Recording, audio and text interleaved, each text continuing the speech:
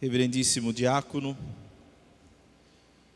irmãos e irmãs, estamos celebrando o 6º domingo do tempo comum e iremos encerrar essa primeira parte porque quarta-feira já se inicia o tempo quaresmal e depois retornaremos só lá no mês de maio com os domingos do tempo comum. Há 2 domingos atrás nós ouvíamos Jesus dizer que somos bem-aventurados, felizes. Felizes não por conta das situações favoráveis que acontecem na vida, mas uma felicidade por sabermos que somos filhos de Deus e que somos amados por Ele e que em toda e qualquer circunstância nós temos Deus a nosso favor e a sua graça que nos sustenta. Depois Jesus continuou o seu discurso na semana passada dizendo: vós sois sal da terra, vós sois luz do mundo. A felicidade não é algo vivido somente em nós, mas através de nós na vida de tantas e tantas pessoas pelas quais passamos. E aí refletíamos aqui, deixar a nossa marca na vida daqueles que passam por nós ou que nós passamos por eles. E Jesus continua o sermão da montanha e agora ele pede um algo a mais. E aí é que a porca torce o rabo. Porque Jesus está alertando àqueles que o seguem para não vivermos uma vida conformista, que estaciona e que se contenta com o mínimo, minimalista, e que é muito fácil de entrarmos nesse estilo de vida que hoje as pessoas vivem, aonde se entrega cada vez menos, aonde se oferece cada vez menos e diz que está bom. E qual é o problema disso? O problema é que a régua vai diminuindo cada vez mais. E aí nosso Senhor no Evangelho vem lembrar a lei dada aos antigos: não matarás, não cometerás adultério, e todos os 10 mandamentos, que depois foram transformados em 613. Mas Jesus está dizendo: olha, vocês conhecem os mandamentos, né? Mas se você fica preso simplesmente na letra, vocês são ótimos. Mas se vocês começam a olhar as práticas, já não são tão ótimos assim. Na primeira leitura do livro do Eclesiástico que nós ouvimos, diz assim: diante de ti ele colocou o fogo e a água. Para o que quiseres, tu podes estender a mão. Diante do homem estão a vida e a morte, o bem e o mal. Ele receberá aquilo que preferir. Está tudo diante de nós, diz o Senhor. Está tudo diante de nós. Fogo e água, vida e morte, bem e mal. A escolha é de quem? De Deus? Não. A escolha é nossa. Nós é que temos a capacidade. E olha que Deus nos deu, viu? Porque o que nos difere, o que nos torna diferentes dos outros animais? A razão, a inteligência. Nós somos seres racionais. É o que nos faz diferente do seu cachorrinho, do seu gatinho, do seu cavalo, da sua égua. É o que nos faz diferente deles. Eles agem por instinto. Foge da dor, busca o prazer. É assim que o animal faz. O ser humano, ele não age por instinto, ou pelo menos não deveria agir. Ele age pela razão, pelo conhecimento, por aquilo que ele sabe que é certo, que é errado, que é bom e que é mal. Ele tem discernimento, o ser humano tem discernimento. Não usa, mas tem. E quando não usa, perde a única característica que o difere dos animais. Quando o ser humano não usa a razão, ele e um cachorro é a mesma coisa. Quando não usa a razão, o ser humano e uma capivara, que agora a capivara está na moda, né? Quem diria não, gente? Quem diria que um dia ia ter bichinho de pelúcia de capivara? O mundo não gira, gente, ele capota. Pois é. E eu já vi criança chorando porque não tem uma capivara.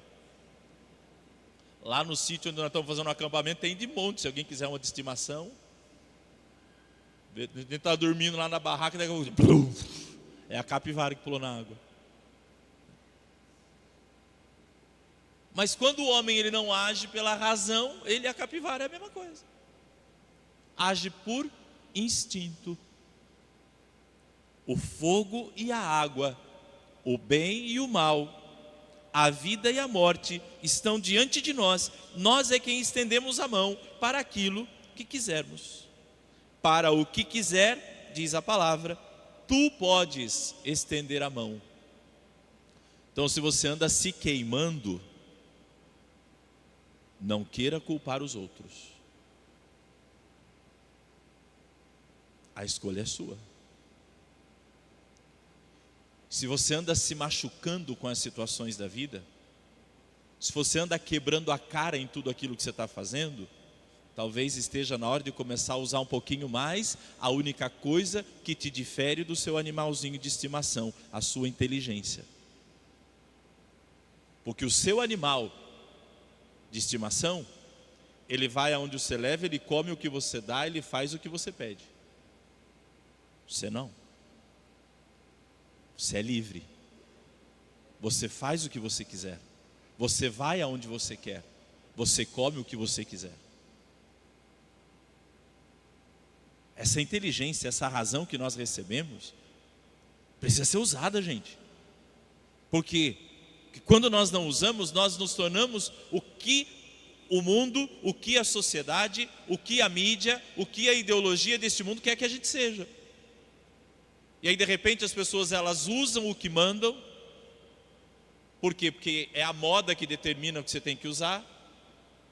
E que Deus nos livre e guarde, não, gente. É uma coisa mais medonha do que a outra. Mas é na moda, né? A pessoa quase sai vestido de palha. Gente, é só esses dias que é carnaval, viu? Nesses dias é meio quase que natural as pessoas andarem meio fantasiadas, meio parecendo palhaço na rua. Mas nos outros dias a gente devia vestir roupa de gente. Mas a moda lança, aí a pessoa, nossa, ela acha que está abafando. Mal sabe que está pagando um mico lascado. Mas por quê? Porque está fazendo o que a moda manda. Antigamente, gente, as pessoas elas ficavam assim horrorizadas quando chegavam numa festa e encontrava a pessoa vestida do mesmo jeito que ela, né? Agora parece que a moda é todo mundo vestido junto. Festa de casamento, por exemplo, as madrinhas, parece tudo par de vaso, tudo igual. Mesma cor, mesmo corte, mesmo tom, tudo igual. Antigamente isso era brega, agora é chique. Quem determinou isso? Quem foi que isso agora é certo? Quem dita essa regra? Quem dita? Somos ou não somos manipulados? Tratam ou não nos tratam como animaizinhos? Não usamos a razão. O ser humano perde o seu gosto. O ser humano perde a sua vontade. O ser humano se rende àquilo que mandam, àquilo que determinam. Assiste o programa que todo mundo quer que assista. Porque se você não assistir, nossa, você não tem assunto. Se você não comer determinada comida, nossa, eu não acredito que você nunca comeu isso. Não acredito. Aí a pessoa já fica assim, nossa, será que eu sou a única pessoa que não comeu? Meu Deus do céu, mas eu não gosto desse negócio de coisa crua. Ai, meu Deus do céu. Padre, eu não acredito que o senhor não gosta de comida japonesa. Não gosto, não gosto. Ai, padre, mas é uma delícia. Não gosto, não vai. Um dia tentei, cresceu na boca aquele negócio. Ave Maria do céu. Deus que me perdoe. Quase paguei mico no restaurante, quase. Ai, padre, o senhor é a única pessoa que eu conheço que não come. Falei, então prazer, sou eu mesmo. Prazer. Você conheceu a pessoa que não gosta. Mas tem gente que não gosta, mas come. Por quê? Porque Deus o livre não comer, né? Nossa liberdade, ela vai sendo tirada sem a gente perceber, por não usarmos como devemos a inteligência e a razão que nos faz entender: isso aqui é bom, isso aqui é mal, isso aqui eu gosto, isso aqui não gosto, isso aqui produz vida, isso aqui produz morte, e o que é morte eu não quero, o que é mal eu não quero. O ser humano inteligente, ele escolhe aquilo que é bom. Não era sobre isso bem que eu ia pregar, mas vamos lá. Feliz o homem sem pecado em seu caminho, que na lei do Senhor Deus vai progredindo. A gente precisa ir crescendo, amadurecendo, irmos nos tornando mais adultos na nossa vida humana, na nossa vida social e na nossa vida espiritual. E aí vem Jesus para dizer: se vossa justiça não for maior que a justiça dos mestres da lei e dos fariseus, vós não entrareis no reino dos céus. Vós ouvistes o que foi dito aos antigos, não matarás. Quem matar será condenado ao tribunal. Eu, porém, vos digo: todo aquele que se encoleriza contra seu irmão será réu em juízo. Quem disser ao irmão patife será condenado ao tribunal. Quem chamar o irmão de tolo será condenado ao fogo do inferno. Vamos resumir tudo isso que o Evangelho está dizendo em algo muito simples. Nosso Senhor aqui está nos dizendo: gente, cuidado com essa historinha de você dizer que você não faz o mal. Padre, eu não desejo o mal, eu não faço mal para ninguém. Nós não estamos falando disso. Não é não fazer mal, o problema está em não fazer o bem.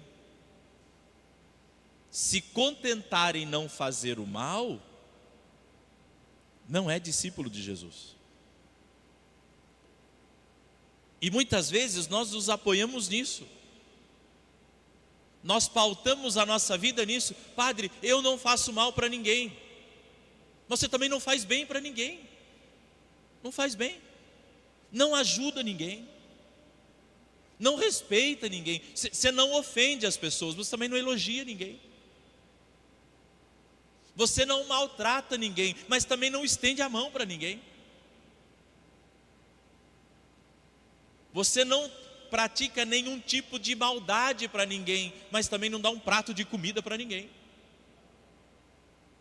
Se contenta em não fazer o mal, mas não se esforça em fazer o bem, em promover o bem. Jesus está me dizendo, Jesus está te dizendo hoje: nós precisamos nos esforçar, entregar mais do que aquilo que consideramos justo, bom e normal.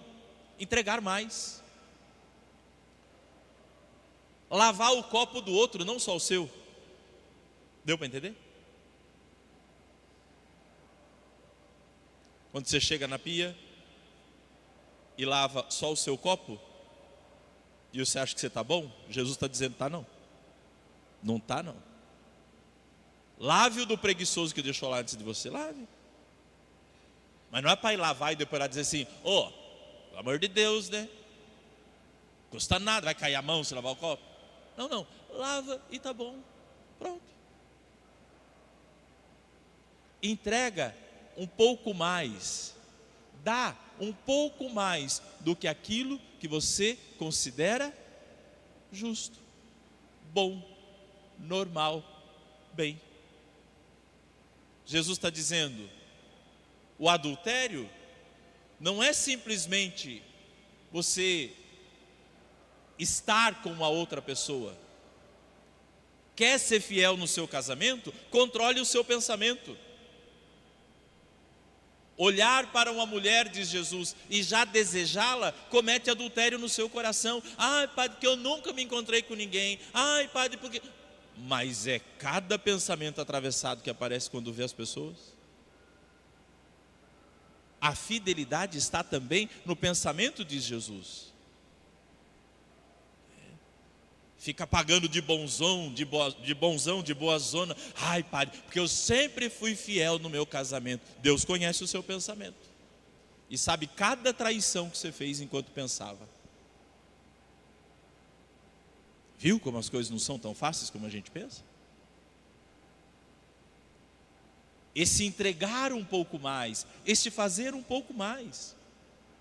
Amados, olhemos para a palavra de Deus hoje, não como repreensão. Olhemos para a palavra de Deus hoje, não como algo que vem para nos condenar, mas uma palavra que vem para dizer assim: nós temos a capacidade de raciocinar, de pensar e de poder escolher aquilo que me leva a ser cada dia progredindo um pouquinho melhor na minha maneira de olhar, de pensar, de realizar todas as coisas. Busco não fazer o mal, mas me esforço cada dia mais para fazer também o bem.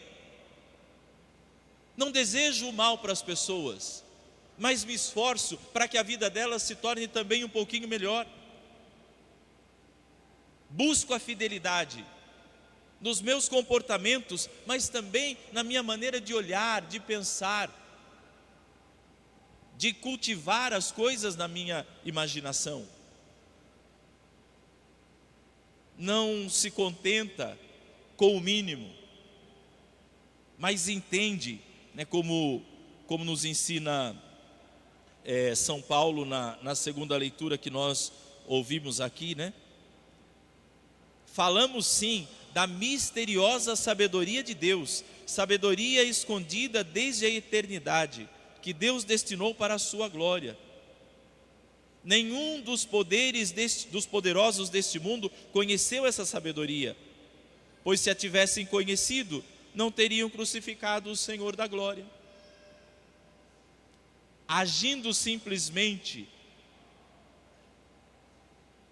pela letra, pela lei, sem raciocinar, desconheceram Deus, e desconhecendo Deus, o mataram. E quanta coisa nós estamos matando, dentro e fora de nós, por irmos vivendo uma vida simplesmente em manada, sem reflexão. Quantas vezes chega alguém e fala de uma outra pessoa para você, e você só concordando com aquilo, mata alguém dentro de você sem conhecer, sem nunca ter conversado com a pessoa, sem nunca ter estado com a pessoa, mas porque fulano não gosta, ciclano não gosta e beltrano não gosta, você já diz: eu também não gosto. E a sua inteligência está na onde? Os antigos têm uma palavra para isso, é Maria vai com as outras. Maria vai com as outras. Isso é tão mal. A reflexão nos leva, queridos filhos, a fazermos a escolha daquilo que entendemos, compreendemos e experimentamos como algo bom. O bem e o mal, a vida e a morte, o fogo e a água estão diante de nós. A avó nunca contou para você que quem brinca com o fogo mija na cama? Nunca contou?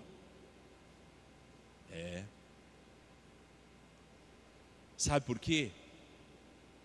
Porque nos viam brincar perto da taipa do fogão e sabia que, quanto criança, o juízo não enche um pito e vai fazer o que você sabe, né? Vou falar besteira agora cedo.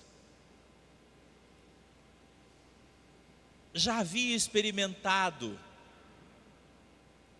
que aquilo ali é mal, que aquilo ali machuca, que aquilo ali queima. Então alerta aquele que ainda não sabe a não precisar se queimar, a não precisar experimentar a dor, a não precisar passar pelo fogo.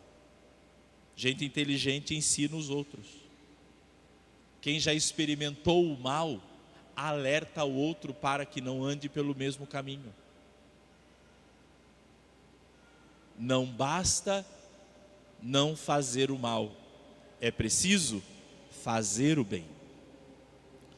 Amados e amadas de Deus, que esta palavra hoje venha ao nosso encontro e nos ajude a buscarmos esta sabedoria, não a sabedoria dos poderosos deste mundo, mas a sabedoria que vem de Deus e que nos ajuda a compreender: o mal não vai deixar de existir no mundo enquanto estiver quem o escolha. Padre, mas por que Deus permite tanta maldade? Padre, mas por que existe tanta coisa ruim no mundo? Porque ainda tem gente escolhendo, porque tem gente ainda estendendo a mão, porque ainda tem pessoas querendo isso. O dia que o ser humano deixar de escolher aquilo que é ruim, ele acaba por si mesmo, por si mesmo. Hoje tem uma palavra aí que está em destaque, chamada boicote, né?